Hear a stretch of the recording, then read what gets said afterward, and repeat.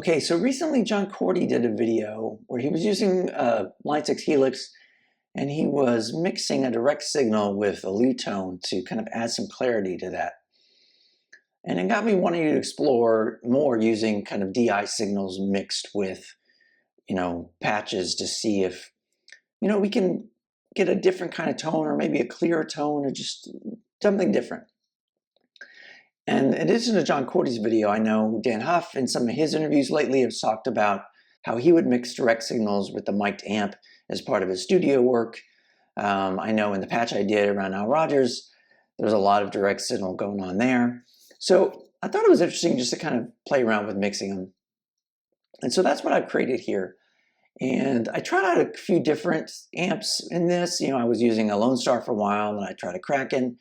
And I actually ended up on this PV505 rhythm. You can see I got the gain pretty low, just a little bit of bite.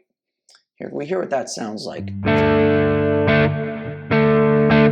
So it has a little bit of bite to it. I'm running it through a 4x12 Mesa cabinet. This is the kind of the standard one I use, the V3003.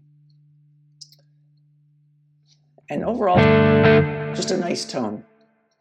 In front of it, I got a few things. I've got a OCD pedal for some higher gain stuff. I've got a Nobel OD1 for some kind of mid-gain stuff. And then I've got a Archer Icon capture that I use on a lot of my presets as a boost in front of those gains.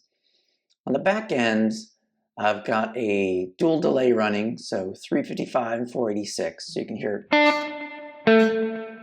So not too high of mix. And then with the reverbs, I'm doing kind of what I saw on some of the top presets when I did that video recently. They were stacking reverbs, so that's what I'm doing here. I've got a plate reverb here that I'm stacking into just an ambience reverb. So kind of a plate reverb, just hearing it in the room kind of thing. And so that's the kind of basic path. And then to that, I've added a direct signal path where I've got a few things going on. First off, let's look at the split. So we're just doing a normal split. I'm not mixing it left and right. I'm just sending both left and right to both paths. I am going through a compressor. I've got the compression pretty low. I am boosting the EQ a little bit just to get a little extra top end to there and pushing the volume because the direct signal path doesn't have the amp and everything in it, so it's not getting a boost in volume, so we need to push that a little bit. And I got this, John Cordy was doing this in his, so this is where I started. And then I pulled in some EQ stuff that I had done in the Nile Rodgers presets, where I'm just kind of pulling back some of the lows and pushing some of the highs, and then doing a little bit of a low cut. I did back those off a little bit in terms of intensity of the EQ, but I did put those on here to add some EQ. And you can see too, I'm pushing the output a little bit as well. And then on the mix, we're just mixing everything straight down the center. So again, here's the clean tone without the DI signal. And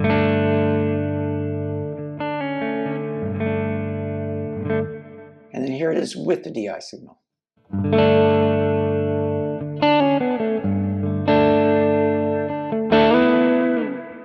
You can see I've got the phase switched.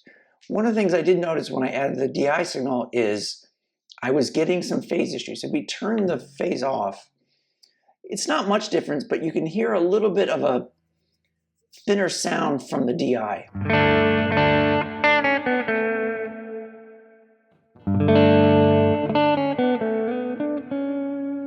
So it can be kind of a cool sound, if you want that sound.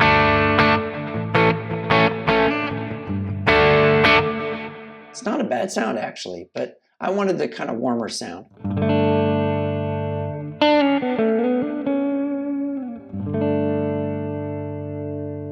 Here, and let's hear the DI on its sound. So I'm going to pull back level A, which is the amp line. You can hear it's really dry because the delay and the first reverb aren't on this path. It's just going a little bit through that ambience at the end.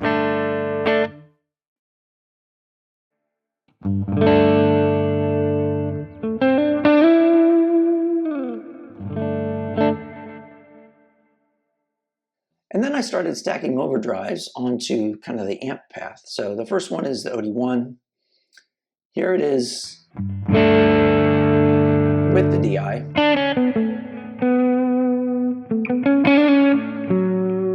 this is kind of the low gain sound you heard in the opening video. I'm really liking this tone.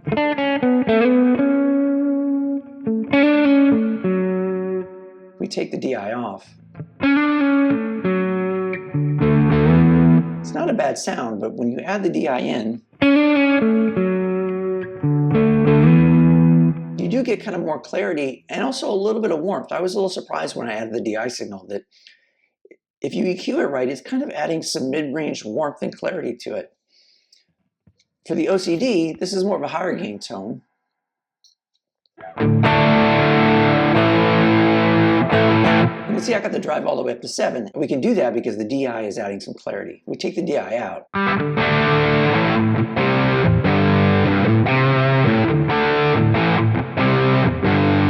Again, it's not a bad sound, but when you add the DI to it,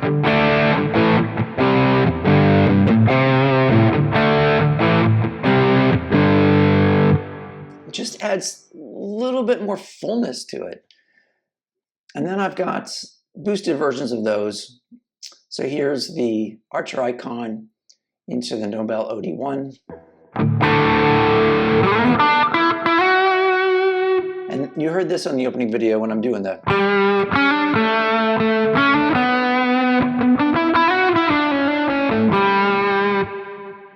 And then the boosted OCD was kind of that main lead tone.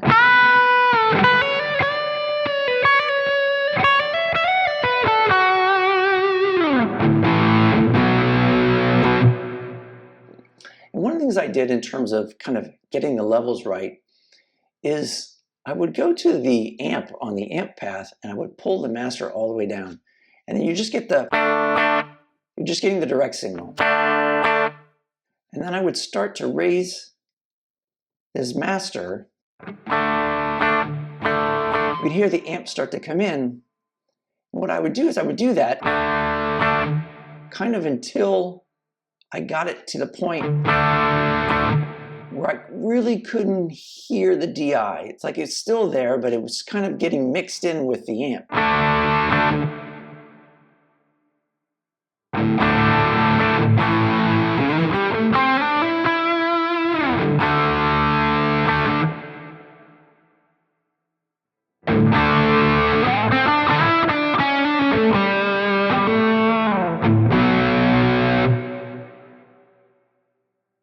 So anyway, that is this PVDI mix preset. As always, I'll put this out on my Cortex Cloud account. Feel free to grab it and download and play with it. Let me know what you think. I will say I have been using this with guitars with humbuckers. You saw in the opening video I'm using my new SE CE24 Satin. Great guitar, great value for the money. If you haven't seen my video on that, go check it out. So this is set, I think, more for humbucker guitars.